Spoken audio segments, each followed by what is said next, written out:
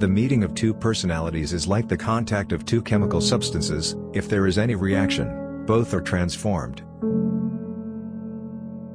Everything that irritates us about others can lead us to an understanding of ourselves. Your visions will become clear only when you can look into your own heart. Who looks outside, dreams. Who looks inside, awakes. Until you make the unconscious conscious, it will direct your life and you will call it fate. I am not what happened to me, I am what I choose to become. Loneliness does not come from having no people about one, but from being unable to communicate the things that seem important to oneself, or from holding certain views which others find inadmissible. Knowing your own darkness is the best method for dealing with the darknesses of other people. The pendulum of the mind oscillates between sense and nonsense, not between right and wrong. Every form of addiction is bad, no matter whether the narcotic be alcohol, morphine or idealism.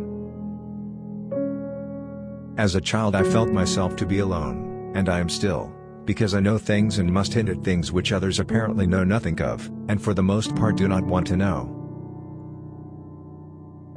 People will do anything, no matter how absurd, in order to avoid facing their own souls. One does not become enlightened by imagining figures of light, but by making the darkness conscious. Mistakes are, after all, the foundations of truth, and if a man does not know what a thing is, it is at least an increase in knowledge if he knows what it is not. Be silent and listen. Have you recognized your madness and do you admit it? Have you noticed that all your foundations are completely mired in madness? Do you not want to recognize your madness and welcome it in a friendly manner? You wanted to accept everything. So accept madness too. Let the light of your madness shine, and it will suddenly dawn on you. Madness is not to be despised and not to be feared, but instead you should give it life. If you want to find paths, you should also not spurn madness. Since it makes up such a great part of your nature, be glad that you can recognize it, for you will thus avoid becoming its victim. Madness is a special form of the spirit and clings to all teachings and philosophies, but even more to daily life. Since life itself is full of craziness and at bottom utterly illogical, man strives toward reason only so that he can make rules for himself. Life itself has no rules. That is its mystery and its unknown law. What you call knowledge is an attempt to impose something comprehensible on life. The acceptance of oneself is the essence of the whole moral problem and the epitome of a whole outlook on life. That I feed the hungry, that I forgive an insult, that I love my enemy in the name of Christ, all these are undoubtedly great virtues. What I do unto the least of my brethren, that I do unto Christ.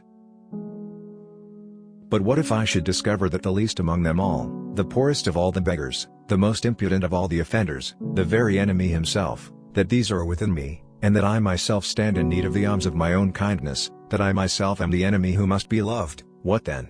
As a rule, the Christian's attitude is then reversed. There is no longer any question of love or long-suffering. We say to the brother within us Raka, and condemn and rage against ourselves. We hide it from the world, we refuse to admit ever having met this least among the lowly in ourselves.